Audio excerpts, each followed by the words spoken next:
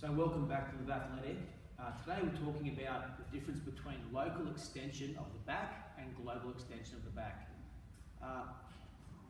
One of the important things in injury rehabilitation and minimising the risk of injury is understanding how you can move your spine. And you can be locally extended or you can be globally extended. So the two differences are, if I go into a back arch position, when I lie on my stomach, this would be a globally extended position.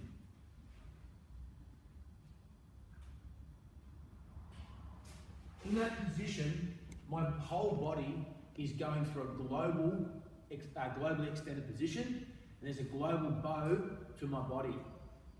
Also in a traditional weightlifting movement like the press, is I can be globally extended and laying back in this position, and my back is not at risk. That extension is happening from my feet through to my hands. If I adopt a locally extended position, so I'll show you that on the floor. So I'm doing the back arch now, making a movement error of the local extension. It would look like this. So straight away when I do that movement, I feel pain and just tightness in my lower back, because at a segmental level, I'm getting extension through my lumbar spine as opposed to getting extension through my whole body. So the key distinction is understanding pelvic tilt there and being able to keep your hips tucked under when you're in the extended position. So back to the weightlifting movement, I need to squeeze my butt really tight, tuck my hips under, and I can lay back in that position. When I'm on the ground doing a back arch, the first thing I need to do is tuck my hips under, and then I extend up. And that takes a lot of the pressure off my lower back.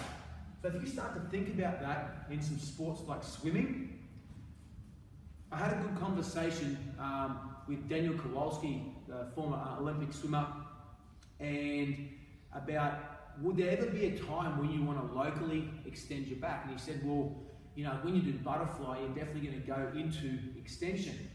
So if you think about that butterfly movement, you can open and extend, but that would be like local extension of the back again.